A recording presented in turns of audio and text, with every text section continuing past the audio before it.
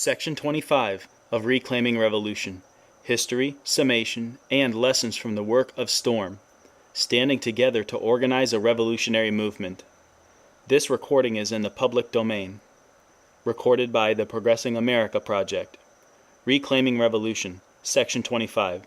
Romantic Relationships Between Revolutionaries. Experiences. Romantic and sexual relationships can often cause interpersonal tension and conflict. This can, and too often does, have a profoundly destructive impact on political organizations. STORM certainly fell victim to this. STORM's founders attempted to help the organization avoid these conflicts.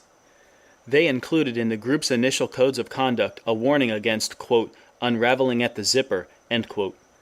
The codes instructed members to take special care in romantic relationships with other comrades.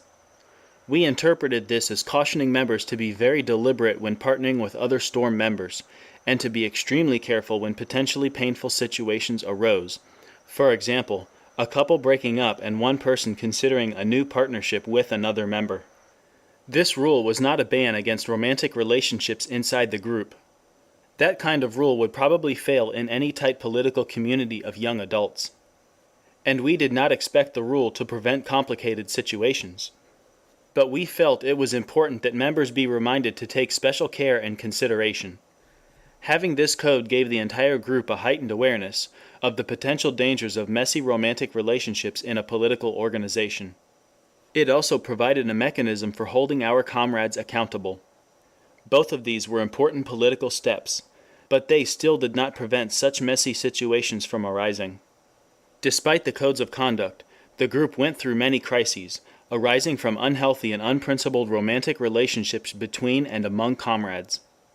For example, during STORM's first rectification period, a core leader and founder of STORM left the organization because of interpersonal tensions with her former partner.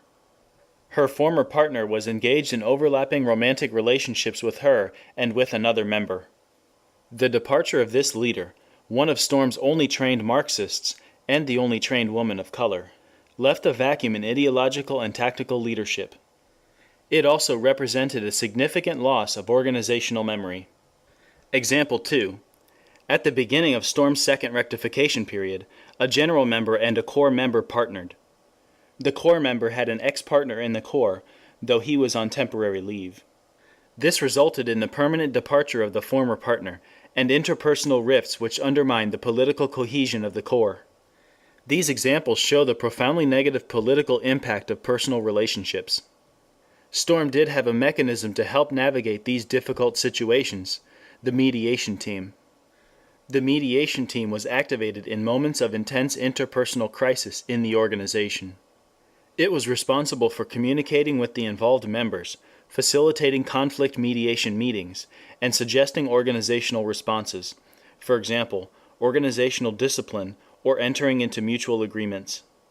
The mediation team ate up a great deal of time and energy, usually from the organization's female leadership, members who were already stretched thin. The mediation team was able to keep interpersonal tension and conflicts from escalating into organization-wide crises that could have threatened the group's existence. But it was not always able to secure the continued membership and participation of all the people involved. STORM lost a significant number of members due to these kinds of interpersonal crises. STORM had no mechanism beyond our codes of conduct for preventing the development of crisis situations in members' personal relationships, even when impending crises were clear to other members. We were thus left to manage the aftermath of problems that had been developing for a long time. Many members have a critique of this crisis management orientation to problems in interpersonal relationships. They favor a crisis prevention approach. But none of us has a clear vision of what a non-invasive crisis prevention model might look like. Lessons. It is important for revolutionaries to understand and appreciate the impacts of their personal and romantic lives on their political work and on the collective functionality of their organizations. While revolutionaries will inevitably go through cycles of partnering and breaking up, they must take care and consideration in how they do it. They must work to create the best possible conditions for maintaining group cohesion and camaraderie.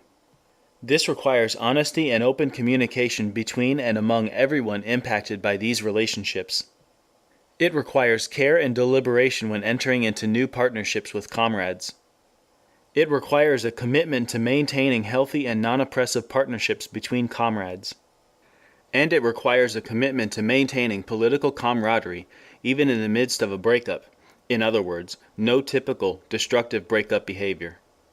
The personal life of a revolutionary is not just his or her personal business. Revolutionaries should be open and accountable to their organizations and to the movement for their conduct in their personal and romantic lives. Revolutionary organizations also need backup mechanisms, like STORM's mediation team, to respond to unpredictable interpersonal crises. Outstanding questions. How do revolutionary organizations help members avoid politically destructive crises in their personal and romantic lives, without being overly evasive and controlling? End of section 25.